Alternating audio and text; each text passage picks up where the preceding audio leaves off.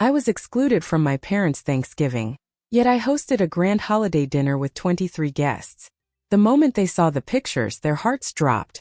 My folks left me out of Thanksgiving this year, but I'd already gone all in on planning a big celebration with 23 guests of my own. When they scrolled through the pictures afterward, I could tell it stung them.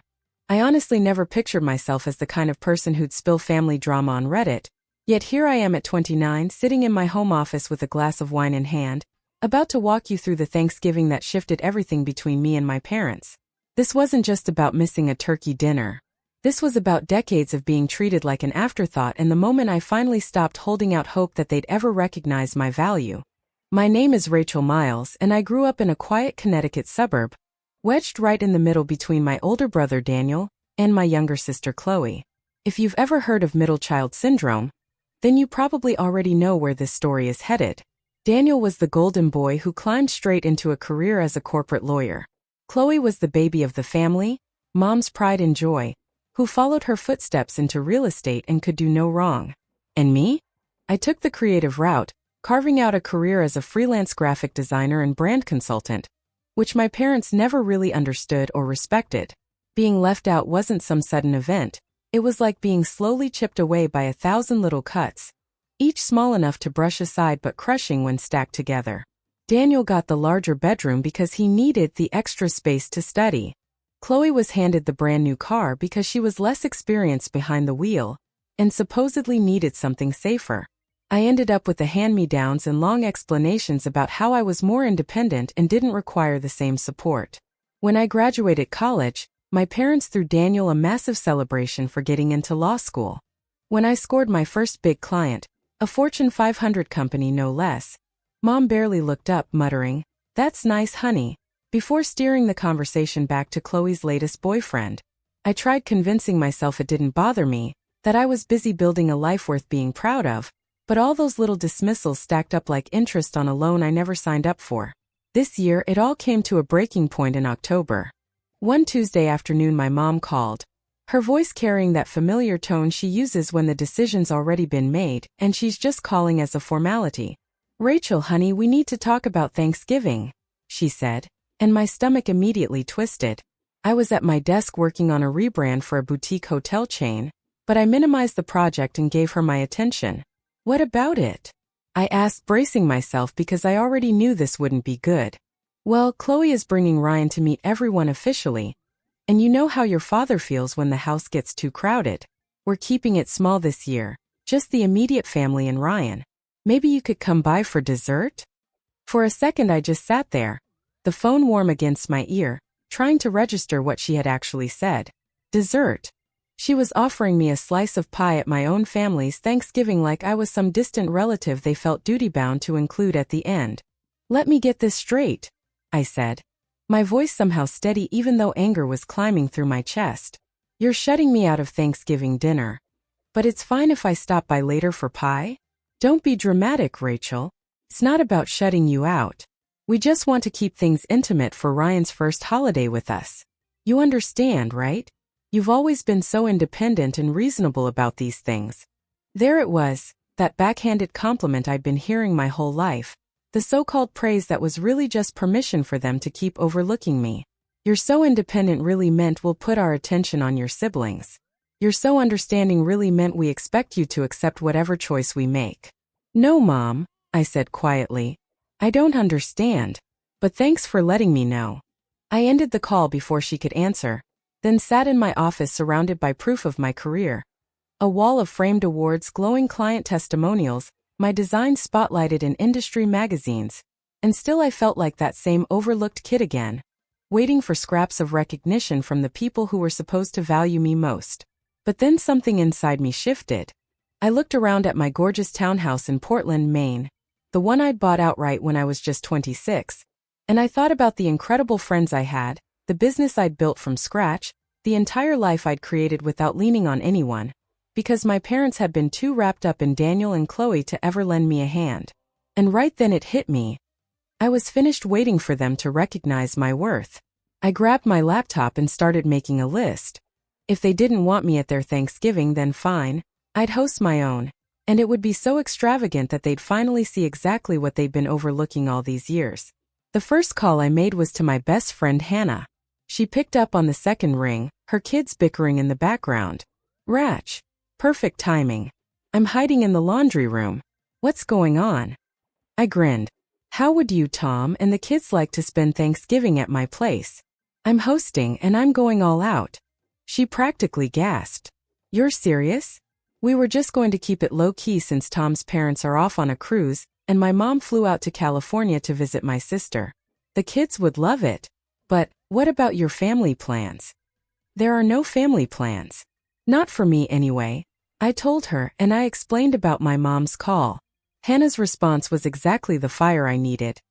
Oh, hell no. We are absolutely coming. And we'll bring our appetites and our gratitude for having you in our lives. What should I bring? And that was the spark that lit everything. I rang up my colleague and good friend David, who had been dreading another lonely holiday in his apartment. I shot a text to my neighbor Linda, a sweet widow who'd become like a grandmother figure to me. I reached out to my college roommate Maria, who was flying in from Chicago to see family but said she'd swing by with a smile. I invited my trainer Brian and his husband Carlos, my favorite barista Emma and her girlfriend, and even my former professor, Dr. Patricia Morrison, the one who had always encouraged me to follow my creative path when my parents dismissed it as a dead end. Within 48 hours, I had 23 confirmed guests, from a 4-year-old to a 72-year-old. I had couples, singles, families with kids, even Linda's grandson who was home from the Navy. It was shaping up to be chaos, but in the very best way, and I was determined to make it absolutely perfect. That's when I hired a chef. Not just any chef, but Aaron Grant, a guy who'd been on TV cooking competitions and had his restaurant featured in Bon Appetit.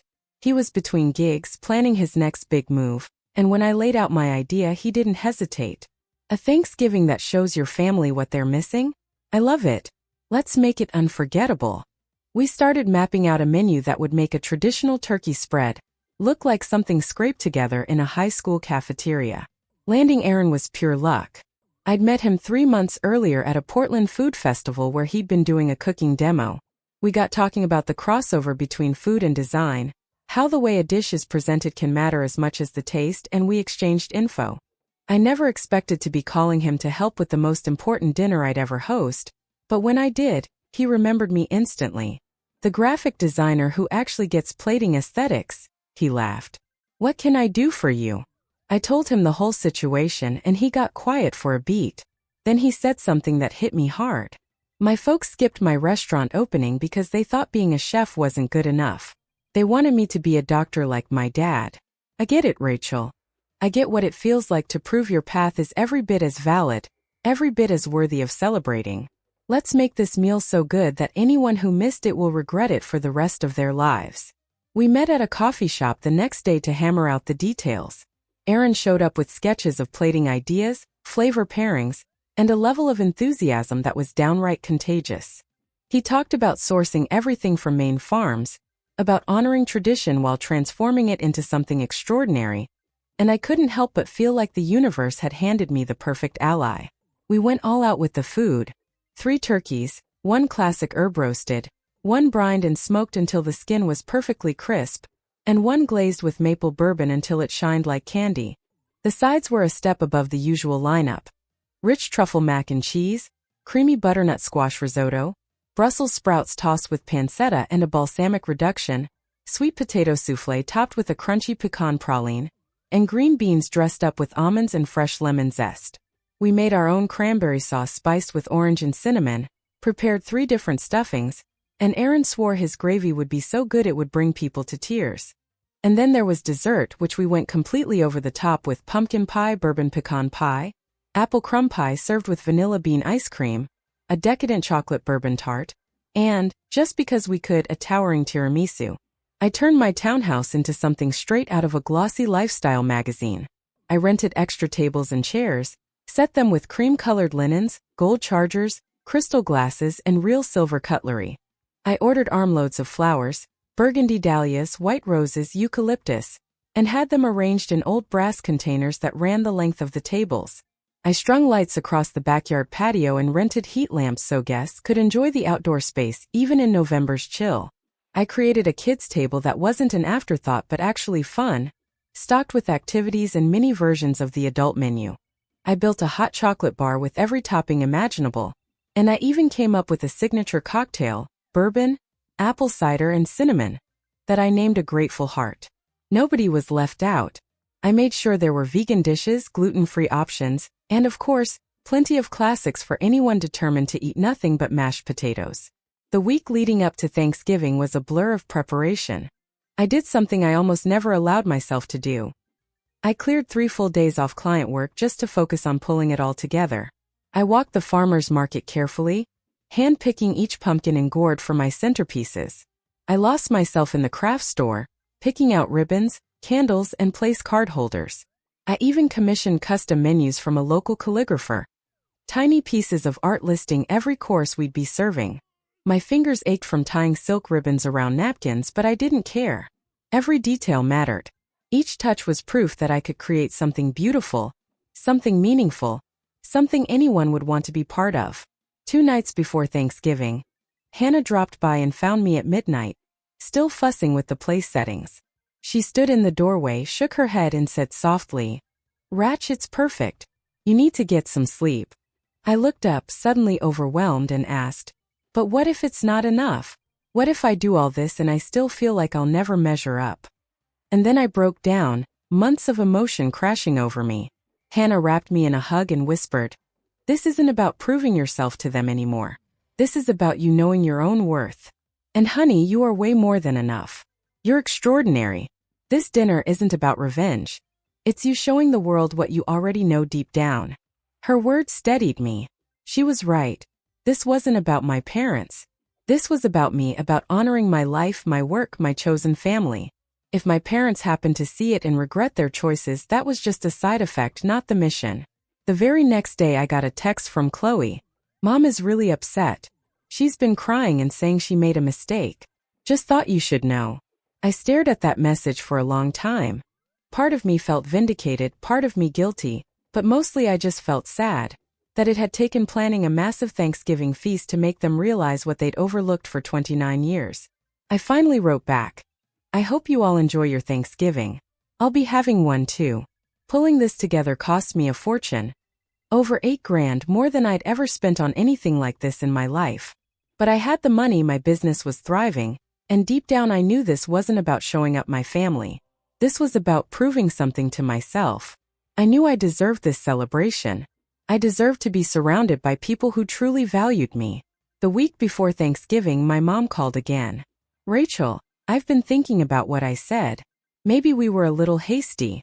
Why don't you just come for the whole dinner after all? Chloe thinks it would be nice." I took a steady breath. "Thanks, Mom, but I've already made other plans." There was a pause on the line. "Other plans? What other plans?" "I'm hosting Thanksgiving here at my place," I said. "I've got 23 guests coming." Silence stretched out longer this time. 23 people? Rachel, that's ridiculous. You're just being spiteful." I laughed, but without any humor. "No, Mom. I'm celebrating. I'm spending the holiday with people who actually want me there for more than just dessert. You're being unreasonable. You know we love you, right? We just thought. You thought I'd accept being excluded. You thought I'd be the understanding one like always. Well, I'm not fine with it. And I'm done pretending. Enjoy your intimate dinner with Chloe and Ryan." I ended the call. This time I didn't block her. If she ever wanted to apologize, I'd hear her out, but I wasn't going to let her guilt or manipulate me while I prepared for my own day. Thanksgiving morning dawned with clear skies and weather so mild for Maine in November it felt like a blessing. I was up by 6, and by 7 Aaron showed up with 2 assistants and enough food to feed an army. The townhouse quickly filled with the mouth-watering scents of roasting turkey, fresh herbs, warm bread, and cinnamon wafting from the desserts. By 9, Hannah arrived with Tom and their kids, Mia and Jackson. The kids made a beeline straight for the hot chocolate bar I'd stocked the night before. Tom jumped in with Aaron to help handle the turkeys while I put my focus on making sure every last detail looked perfect. The tables sparkled like something out of a wedding magazine. The flowers, the linens, the lighting. It all came together into this glowing, welcoming space that felt almost magical. By 2 o'clock, the guests began to arrive, and the noise level rose in the most wonderful way. The air filled with laughter, chatter, kids running around, and people marveling at the setup, and the incredible smells drifting in from the kitchen. Dr. Morrison walked in with her famous bourbon balls and stories from her latest book. Brian and Carlos showed up with bottles of wine and their usual high energy, immediately offering to pitch in. Emma and her girlfriend brought a homemade dessert, and the kind of warmth that made everyone feel instantly at ease. Linda arrived with her grandson Jake, looking sharp in his Navy uniform, winning everyone over with stories from his time at sea. Maria came carrying her classic green bean casserole, insisting it deserved a spot on the table despite our already massive spread. David showed up with his camera, ready to capture every moment because he knew I'd want to hold on to it forever. At 4 o'clock, we finally sat down. 23 people squeezed around tables stretching from my dining room clear into the living room. Every seat was filled by someone who had chosen to be there. I stood, lifted my glass of the Grateful Heart cocktail, and the room fell quiet. "I just want to thank everyone for being here," I said, my voice thick with emotion I hadn't expected. This year I learned something important about family. Family isn't just blood. It's the people who show up, who celebrate you, who make space for you at their table without you having to beg for it. That's family. Hannah was already tearing up. Linda wiped at her eyes, and even Aaron, who barely knew me, looked genuinely moved. So thank you for being my family today. Thank you for filling this house with laughter and love. Thank you for reminding me that I am worthy of being celebrated, that I am more than just an afterthought. Now let's eat this incredible meal before it gets cold. Dinner was everything I dreamed of and then some. The food was phenomenal, with people piling their plates again and again. Conversation flowed like we'd all known each other forever. The kids chased each other, squealing with laughter, balancing plates loaded with turkey and mac and cheese, and that sound, pure joy, became the best background music of the night. The desserts didn't stand a chance. The bourbon pecan pie disappeared first, though the tiramisu had its loyal fans too. David had been snapping photos all day, hundreds of them. He caught everything. Candid shots of people laughing, artsy close-ups of the food and decorations, big group portraits with guests squeezed together, smiling like they belonged. Around 7, while people were sipping coffee and finishing off the last crumbs of pie, he pulled me aside. "Ratch, these photos are incredible. You need to see them. This whole day feels like magic." He flipped through image after image on his camera. Hannah's daughter grinning with chocolate smeared across her cheeks, Linda hugging Jake while they both beamed, the entire dessert spread lined up like edible artwork, and my favorite, a group photo of all 23 of us gathered around the tables, glasses raised, faces full of genuine joy. "Send them all to me," I told him. That night, after the last guest had gone home and I stood in my townhouse surveying the beautiful chaos, dirty dishes stacked high, leftovers packed neatly away, flowers drooping just slightly but still lovely, I made a choice. I created a new album on Facebook. I uploaded 50 of the best shots and titled it Thanksgiving 2024, Surrounded by Love. Before I hit share, I hesitated. Was I doing this for the right reasons? Was I being petty? But then I looked again. The smiles, the laughter, the love in those photos, it was real. I wasn't posting to hurt anyone. I was posting because I was proud of what I had created, and I deserved to show that pride. I thought about every time I downplayed my wins to make others comfortable. Every time I'd hidden my achievements so Daniel and Chloe could take center stage. Every time I'd made myself smaller to fit inside the box my parents built for me. No more. This dinner, these photos, this moment, it was me refusing to shrink. The first image was the group shot. 23 people in my home radiating joy. The second was the food spread, plated like something from a magazine. The third was me laughing with Hannah and Maria, my smile unguarded and real. I kept adding the kids at their table, the flowers and lights, the dessert lineup, little candid glimpses of connection, the elegant table settings. Everything that showed just how extraordinary the day had been. I didn't tag my family. I didn't write anything pointed. My caption was simple. Grateful for chosen family and a Thanksgiving I'll never forget. Feeling blessed beyond measure. Then I went to bed, tired but proud, my heart full. By morning my phone was buzzing non-stop. The post had racked up over 300 likes and a flood of comments. Old classmates, colleagues, distant relatives, all saying how amazing it looked, how lucky I was to have such friends. But the notifications that made me pause were from my own family. Chloe had commented, "Wow, looks like you had quite the party." Daniel had only liked the post without saying a word. And my mom, she called 7 times and left 4 voicemails. I listened while making coffee. The first sounded confused. "Rachel, I saw the photos. I didn't realize you were having such a big gathering. You should have mentioned it." The second was sharper, almost accusatory. "I don't understand why you didn't invite your family if you were doing something that elaborate." The third was wounded. "How could you leave us out? We're your parents." And the fourth, left at 2 in the morning, was softer, different. "Rachel, please call me. I need to talk to you about yesterday. I think I made a mistake."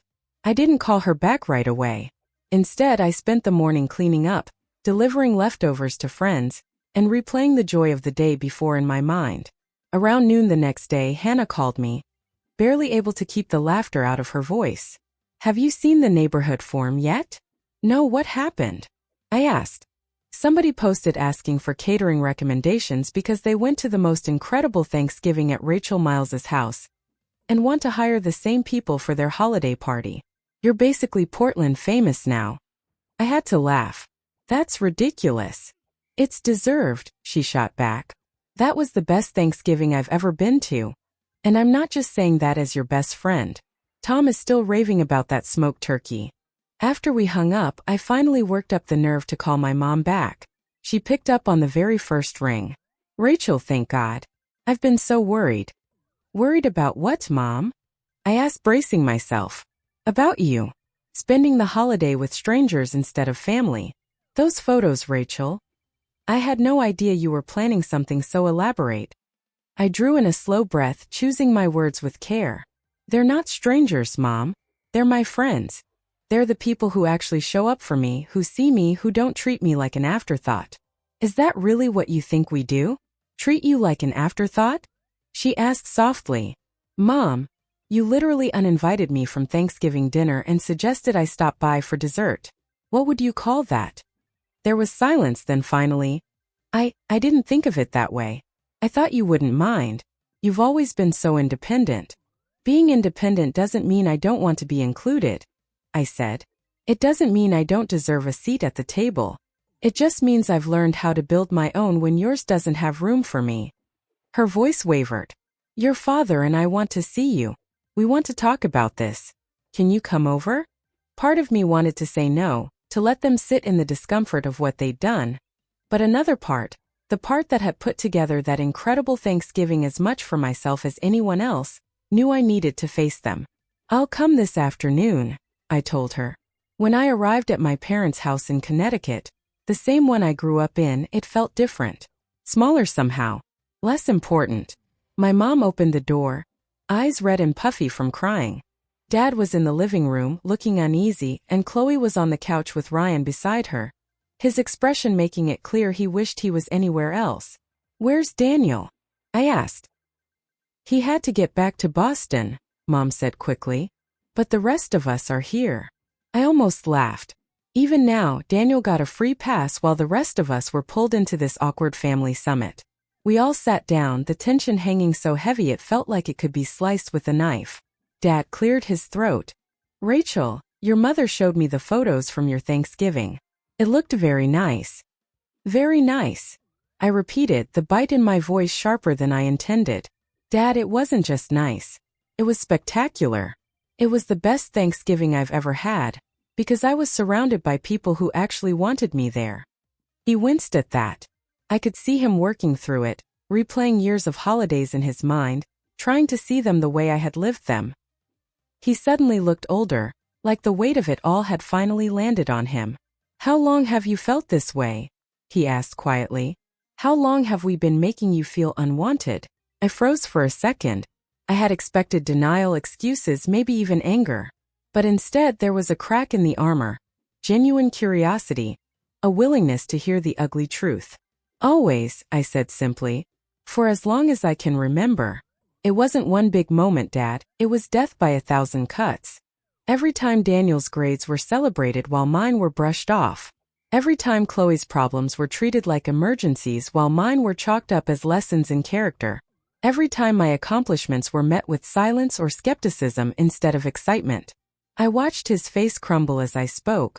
He wasn't crying, but he looked gutted, like he was finally seeing his parenting through a new lens and hating what he saw reflected back. Beside him, Chloe shifted uncomfortably in her seat, and the silence thickened. "Rach, we never meant to hurt you," Chloe said softly.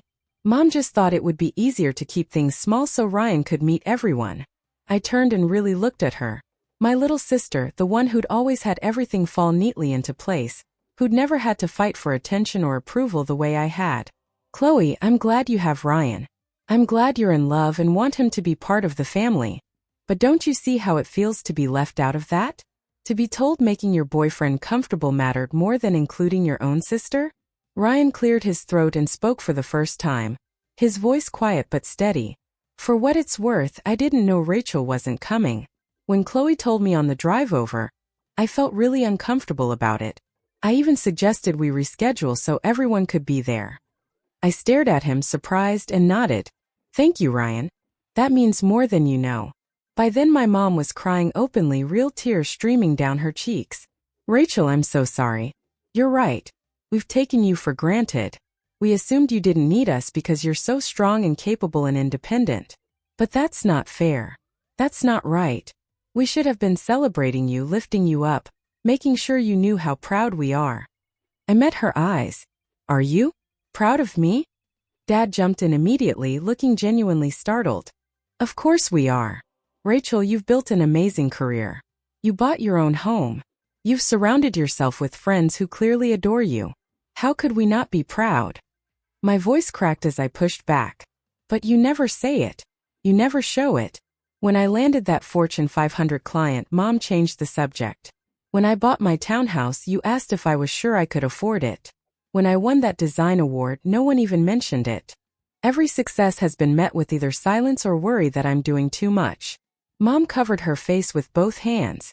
"I didn't realize. I thought we were being careful, not wanting to jinx things or put pressure on you. But really, we were just failing you, weren't we?" "Yes," I said quietly. "You were. For years." The room fell into a heavy silence. Finally, Chloe spoke again, her voice small. "I never realized how different things were for you. I was so wrapped up in being the baby, soaking up the attention, that I didn't notice you weren't getting any. That's not fair. I should have noticed. I should have said something." I shook my head. "It's not your job to police Mom and Dad. But yeah, it would have meant a lot if someone had seen what was happening." Then something happened I never expected. My dad stood up, walked over, and actually knelt down in front of me. "Rachel, I'm sorry," he said, his voice breaking. "I'm sorry for every time we made you feel less than. I'm sorry for failing to celebrate your achievements. I'm sorry for this Thanksgiving. And for all the years we took you for granted. You deserve better. You deserve parents who see you, who value you, who make sure you know you matter."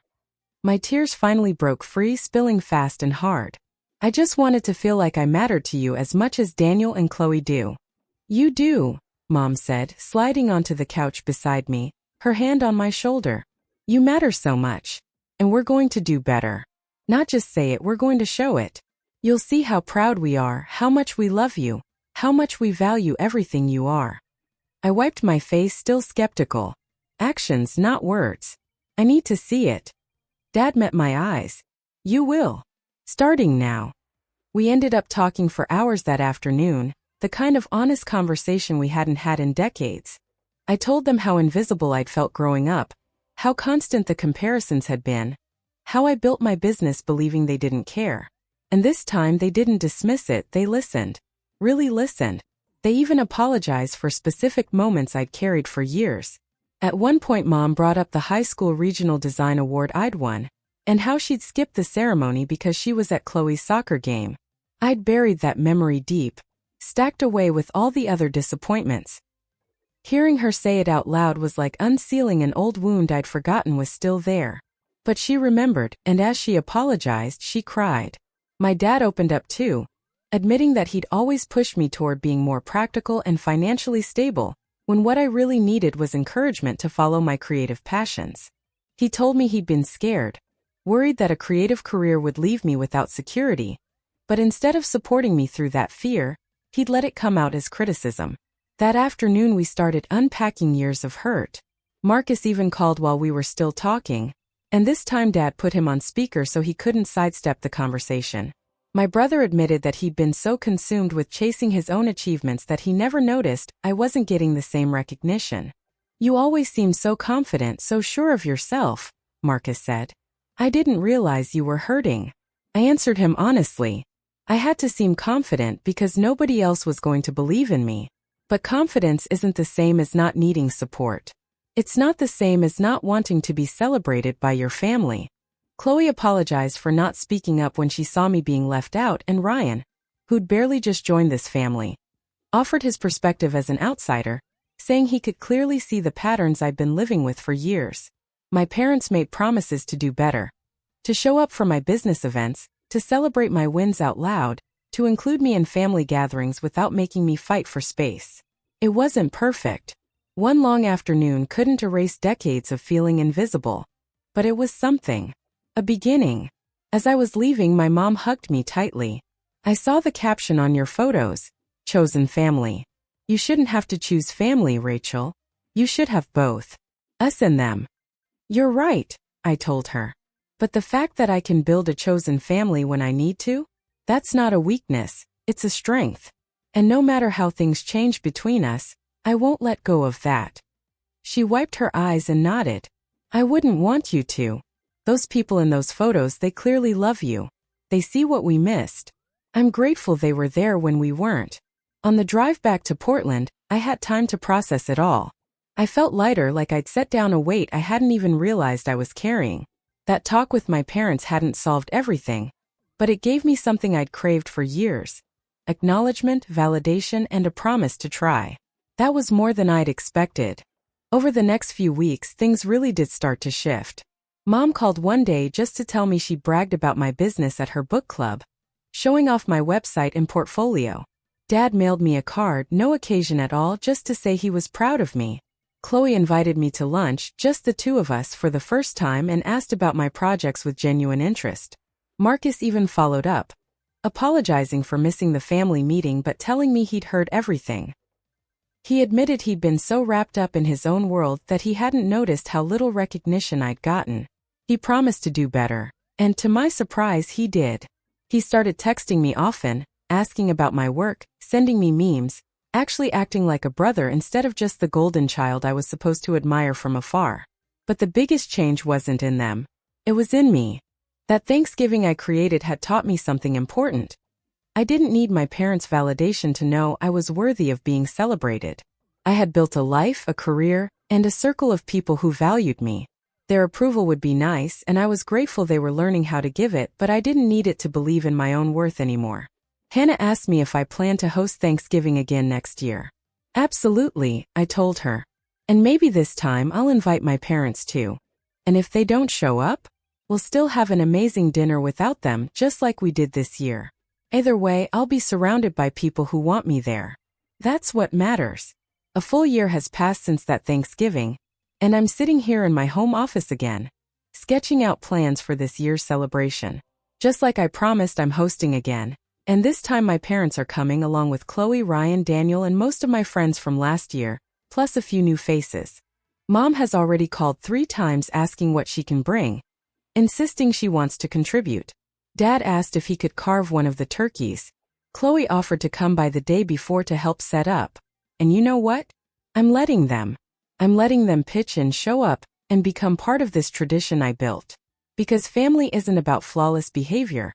It's about showing up, trying harder, and making room at the table. Still, I'm holding my boundaries. I'm making sure my chosen family carries just as much importance as my blood relatives. I'm celebrating my wins out loud instead of shrinking them down. I'm taking up space without apology. Around my house, the photos from last year's Thanksgiving are framed and on display. Daily reminders of what I built when I stopped waiting for someone else to validate me and chose to validate myself. They remind me I am enough, I am worthy of celebration, and I can create joy and beauty in community even when I feel shut out. When Mom visited last month, she stopped in front of the big group photo, the one with all 23 guests, and she cried. "I'm so sorry I missed this," she whispered. "I'm sorry I made you feel like you had to choose between us and this beautiful community you've built." I hugged her and said, "You didn't miss it completely. You learned from it. We all did. And now you get to be part of what comes next." This Thanksgiving we're expecting 32 guests. The menu is just as extravagant, the decorations just as beautiful. But this time there's something deeper threaded through it all. Healing, bridges rebuilt, relationships restored. My parents will be there, sitting side by side with the friends who carried me when they couldn't, finally seeing for themselves what they almost lost. And if next year brings setbacks, if old habits creep back in, I know now what I'm capable of. I know I can build my own table, fill it with love, laughter, and incredible food, and celebrate myself even if others forget to. That truth is worth more than any seat at someone else's table. Looking back, I see that being excluded from my parents' Thanksgiving was a strange kind of gift. At the time it hurt like hell, but it forced me to stop waiting for them to see me, and to start seeing myself clearly. It pushed me to create something better instead of settling for scraps. It revealed the strength of the community I'd built, and the depth of love I already had around me. So yes, my parents cut me out of Thanksgiving. And yes, their hearts broke when they realized what they'd missed. But my heart soared when I realized I didn't need their table at all. I could build my own. And mine would be more beautiful, more meaningful, and more filled with genuine love than anything I'd been given before. That's the real story. Not revenge, but rebirth. Not payback, but breakthrough. The moment I stopped begging for space at their table and built one of my own, I found the belonging I've been searching for within myself, within my chosen family, within the life I've created on my own terms. And that's a gift no one can ever take from me, no matter how many Thanksgivings come and go.